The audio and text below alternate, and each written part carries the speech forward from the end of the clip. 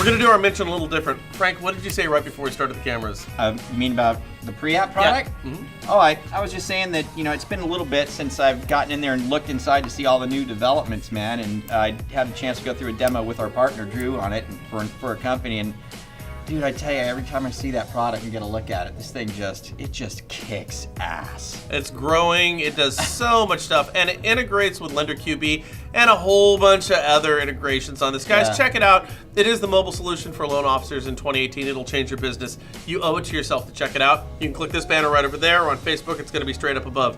Now, on to Feedback Friday. 1, 2, 3, 4! Talk about what's it? Feedback Friday! Talk about what you say on Feedback Friday! We did a show about the massive labor shortages we have and how that's affecting not only home prices, but the mortgage and real estate volume that's being sold and your paychecks. True. We had a response from Judge who said, you're absolutely right. Bring back vocational training, bring back apprenticeship programs, advertise the program, advertise the training, ask builders associations, construction companies, building material companies, etc.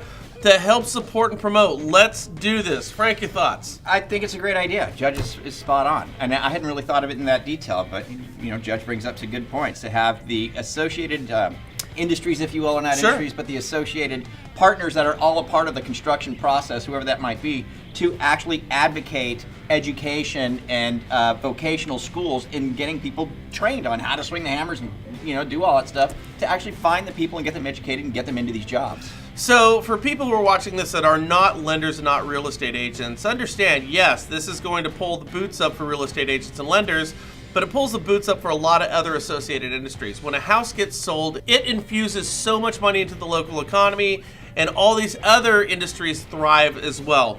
So having more homes sold in your community is going to help everybody out, especially your associated companies, your Home Depots, your laborers, your yard guys, your pool guys, your termite guys. Yeah. It helps everybody. So we totally agree. Yeah, spreading the word about it is crucial. That, hey, there's a big need. If you're looking for work, get trained in this and go get a job, because you will get hired.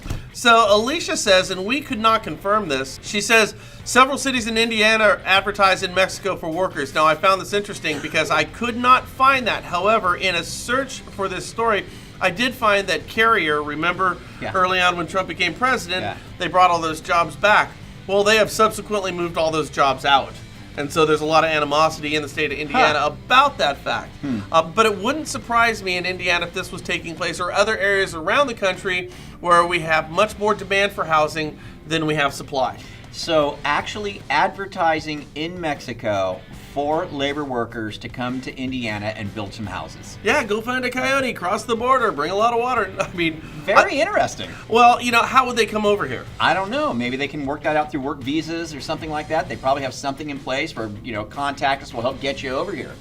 I mean, again, there's got to be a way. Not being political on this, guys, but the fact of the matter is, and we showed you the numbers last week, roughly 50% of everybody is swinging a hammer, knocking 10, or doing anything to build a house is coming primarily from south of the border. So if we want to correct the woes we have with our shortage of inventory, we need to import workers, and we need to import them from our southern border. That's just a fact of the matter right now, because there is no solution that we have right now on the horizon. Knocking 10. Knocking 10. You got 10 some construction experience under your belt there, Oh, Mr. I've got a little. Okay. Have you swung a waffle-faced hammer? I have, yes I have. Okay, so Michelle Gilbert, she says, sounds fantastic. Only problem with this, very few will be able to buy those houses they're building when everyone is being paid $30 to $50 an hour. Majority of families can't afford them as it is. Here's the whole point, Michelle. If we build more homes, it's going to pull down the cost of homes. It's just simple supply and demand. Correct. When we have an abundance of supply and less demand, it's going to bring the price of homes down. This is a correction that, frankly, this market needs. I always thought this was a crazy thing. When home prices, remember back in 2009 when home prices were a third of what they are now, and everybody was singing the blues? Right.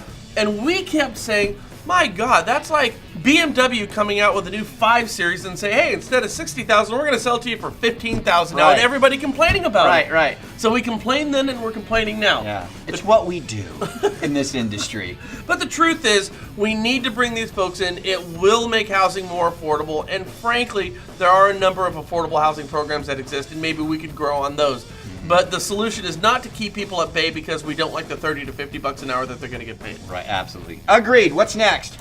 We did a show talking about Fannie and Freddie bringing in alternative credit scoring. Right. And we said that it's more scary than it is good. Right. Art Moran said you fail to consider that the FICO scoring model is frequently a poor predictor of loan performance.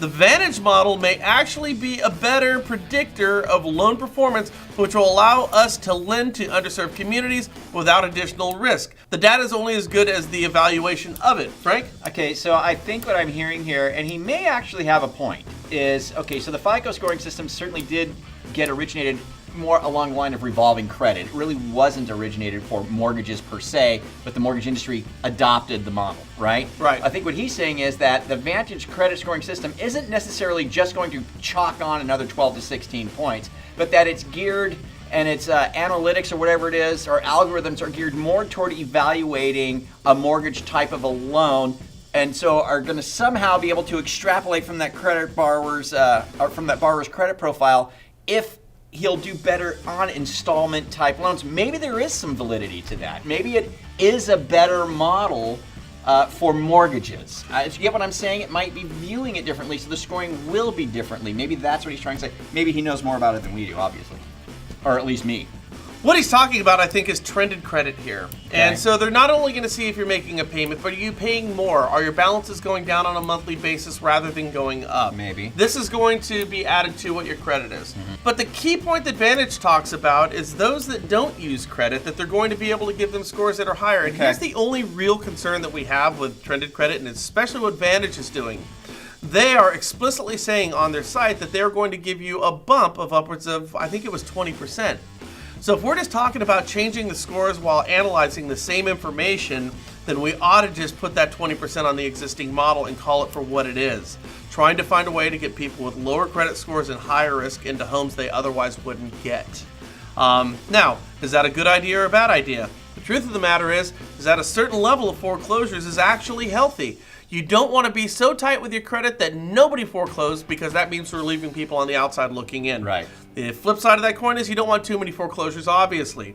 So a certain level of foreclosures is okay. And if we get to that point, which we need to do, then I'm all for it. But Vantage, frankly, scares me. It's like on a car with the exhaust. You need a little back pressure. You need a little back pressure. You need a little back pressure to make it all work right? You can't have no back pressure, otherwise it just doesn't run right. Exactly. Everything burns up, in fact, is what happens. What else we got?